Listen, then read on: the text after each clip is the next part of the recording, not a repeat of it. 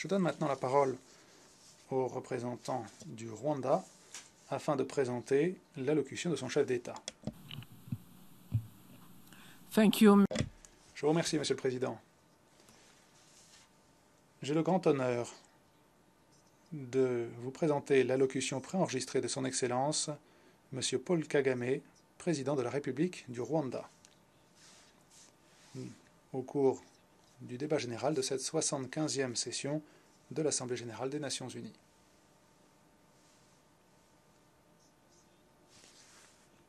Votre Excellence, Monsieur Volkan Bozkır, président de l'Assemblée générale, Votre Excellence, Monsieur Antonio Guterres, secrétaire général des Nations unies, Mesdames et Messieurs les chefs d'État et de gouvernement, Mesdames et Messieurs, le 75e anniversaire des Nations unies arrive à un moment où une menace peu commune pèse sur nos peuples et notre planète. La pandémie de Covid-19 a coûté la vie à près d'1 million de personnes et a poussé des centaines de millions dans une situation extrêmement difficile, inattendue.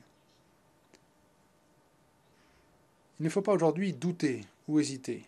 Nous avons les outils pour surmonter ce défi et vaincre le virus.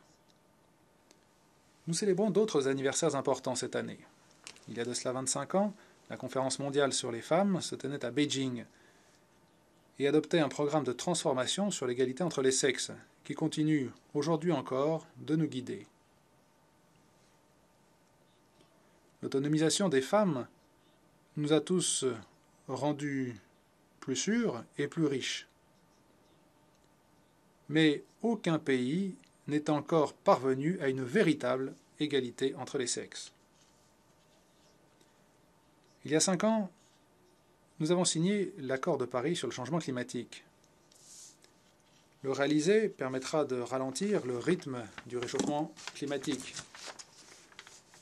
et donnera à nos économies le temps de s'adapter grâce aux nouvelles technologies. L'amendement de Kigali au protocole de Montréal a été adopté il y a 4 ans et jouera un rôle majeur pour réduire la consommation des hydrofluorocarbones.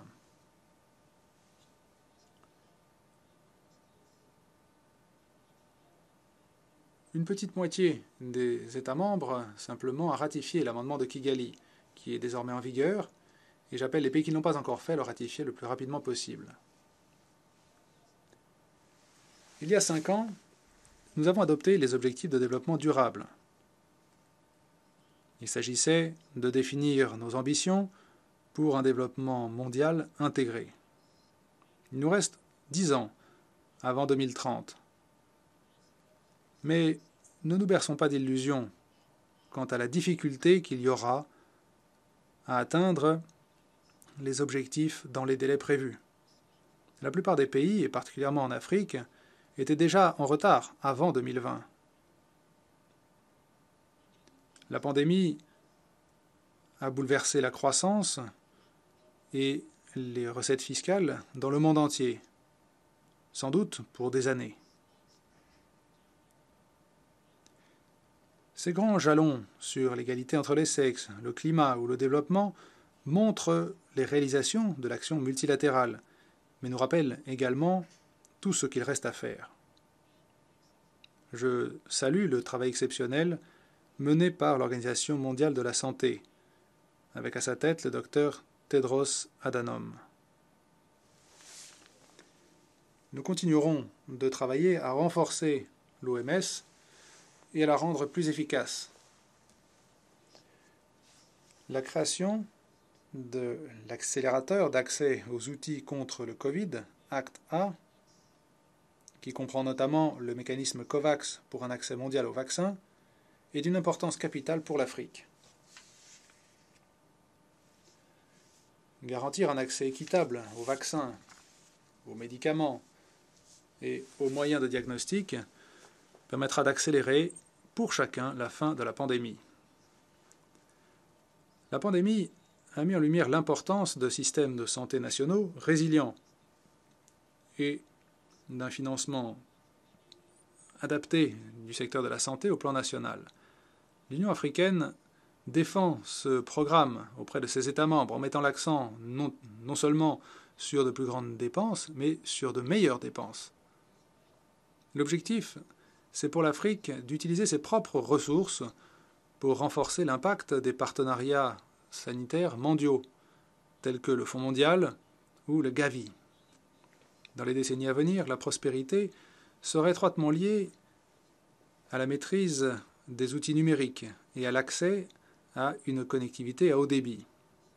La feuille de route du secrétaire général pour la coopération numérique est extrêmement convaincante et dispose d'une vision à long terme. Et elle s'appuie sur les travaux de la Commission du haut débit et sur d'autres initiatives. Le mouvement mondial pour la justice et l'égalité raciale n'est pas un phénomène transitoire. Nous avons besoin ici d'agir afin de faire naître la confiance du public quant à l'égalité des citoyens dans la dignité, comme l'ont montré le traitement de ceux qui, historiquement, ont été les plus marginalisés et qui continuent de souffrir de manière disproportionnée de mauvais traitements. La clé du succès sera le renforcement des institutions nationales et internationales, en ayant recours au travail des scientifiques, des innovateurs et des créateurs. Et ce n'est pas simplement une question de financement. Il s'agit d'incarner les valeurs humaines positives que les citoyens et les gouvernements instillent à ces institutions et pour lesquelles ils doivent rendre des comptes. Nos descendants se retourneront sur cette période et jugeront la manière dont cette génération a répondu à ces défis, et particulièrement les dirigeants. Est-ce que les succès collectifs de 3 générations sur 75 ans pour bâtir un ordre international plus fort se dissoudront dans les récriminations ou l'amertume? Ou est-ce qu'une nouvelle fois, nous nous rassemblerons pour assurer un progrès mondial sur la base de la coopération et du respect mutuel? À nous de faire ce choix. Je vous remercie.